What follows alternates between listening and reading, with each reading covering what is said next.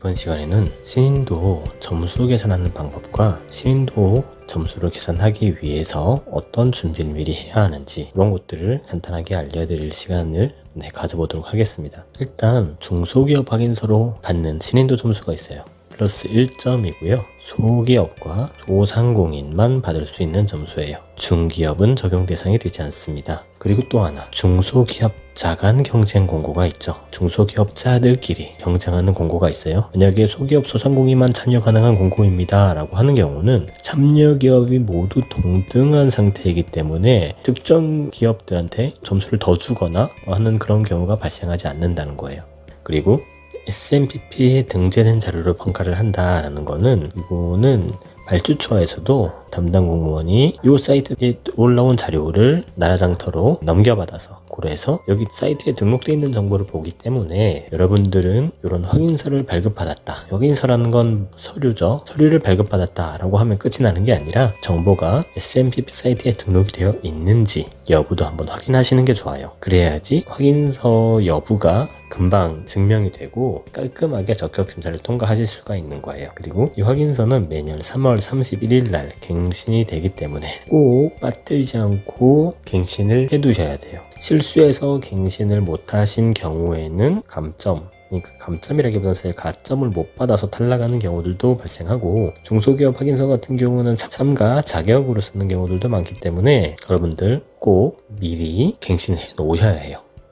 그 다음으로 많이 받는 적격심사 신인도가 보통 여성기업, 여성기업이 좀 많고, 그리고 장애인 기업도 좀 있어요. 여성기업과 장애인 기업 말고도 사회적 기업 같은 경우도 있는데, 이런 것들은 확인서가 필요한 거죠. 동일하게 확인서가 필요하고요. 그러면 이제 확인서를 발급받는다는 거는 신청 절차도 있고 현장 실사도 있고 현장 실사까지 다 맞춰서 확인서를 발급받고, 얘도 당연히 유효기간이 있을 거예요. 그런 것들을 확인해가면서 점수를 몇 점을 해주고, 그리고 여성기업 같은 경우는 점수가 고정되어 있지 않고 0.2점부터 0.75점까지 있죠. 존속기간이 5년 이상, 3년 이상, 3년 미만일 때 각각 등급을 이렇게 나눈다고 생각하시면 돼요. 그래서 3점 미만이 0.25점, 그리고 5년 이상이 0.75점이겠죠. 여기는 그럼 얼마겠어요? 0.5점이죠. 이런 식으로 등급에 따라서, 존속기간에 따라서 점수를 다르게 배점합니다. 다음, 장애인 기업 확인서는 대표자분이 장애인 등급이 있으시거나 상위 등급, 국가유공자 같은 거죠. 그런 게 있으신 경우에 받으실 수가 있고요. 만약에 회사 대표자분이 여성이시고 장애인이시다 라고 하면 둘 중에 유리한, 누가 봐도 유리한 것 하나만 선택하셔야 돼요. 둘 다 점수를 주지는 않습니다.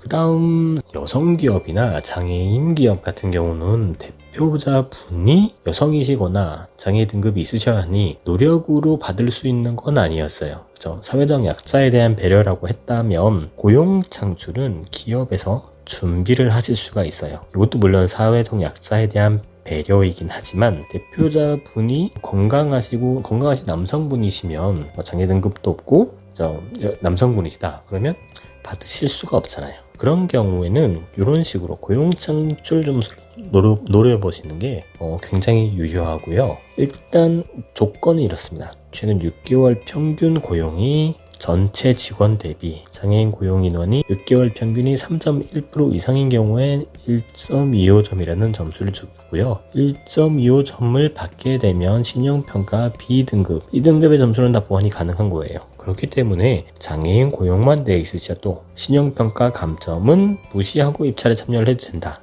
정도 알고 계시면 좋고요. 계산하는 방법은 위에 표가 있는데 그걸 따라 하시면 돼요. 일단 월별 총 고용인원이라고 되어 있는 합산이니까 100명, 102명, 101명, 100명, 104명, 102명 인원이 다 합산이 되고, 월별 장애인 고용인원 이렇게 6달치가 합산이 돼서 나누기를 하는데, 그러면 인원이 나오죠. 그걸 퍼센트화해서 3.1%가 넘는지, 그리고 기준이 되는, 이 경우는 12월 입찰 공고를 했을 때 이전 6개월치 데이터를 본 거예요. 그래서 6, 7, 8, 1, 2, 3, 4, 5, 6 이 되죠? 이렇게 이전 6개월이요. 12월 공고면 이전 6개월. 1월이면 다르겠죠? 7월부터 시작이겠죠? 이렇게 확인을 하셔야 되고요. 또 자세한 계산 방법은 또 다음 페이지도 알려드릴게요. 자, 그러면 우리가 장애인 고용으로 점수를 받는 게 가능할 것 같습니다. 준비할 수 있을 것 같습니다. 라고 한다 그러면 일단 어떤 조건에 이제 점수 인정을 해주는지 알아야 하는데요. 일단 첫 번째는 일단은 4대 보험 중에 건강보험을 기본으로 하지만 안 되면 고용보험이나 연금에 등록되어 있는 직원들을 전체 직원 수에 포함을 하고 장애인 직원 수에도 포함을 하는 거예요. 네, 4대 보험이라고 보이는 요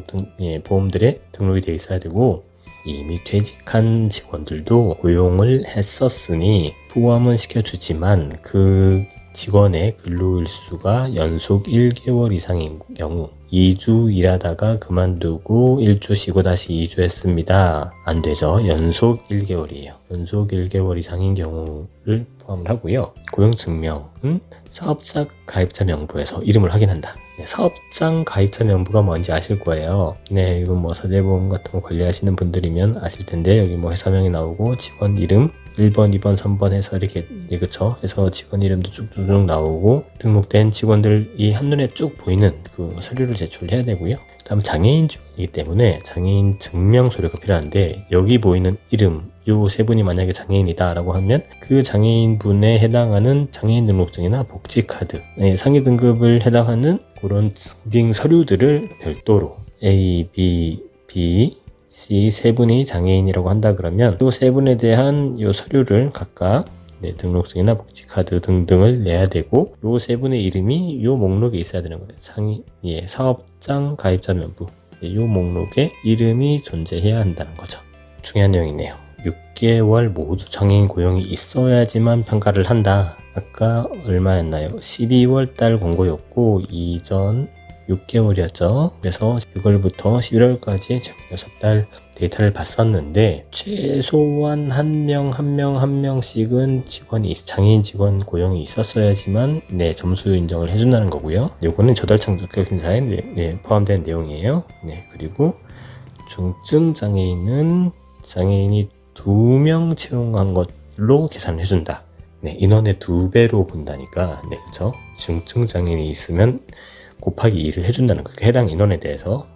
그래서 일반 장애인 3분 더하기 중증 장애인 2분 곱하기 2를 하면 총 7분이 되는 거죠. 그런 식으로. 5분이 아니라 7분이 된다. 이런 식으로 계산한다는 거고요. 다음에 장애인 고용, 여성 고용 등등 모두 고용 창출에 대한 점수가 추가점이 있는데 만약 A라는 여성 장애인 직원을 채용하고 있는 경우에 이분을 장애인 고용 점수에 우리가 썼어요. 카운트를 해서 썼어요.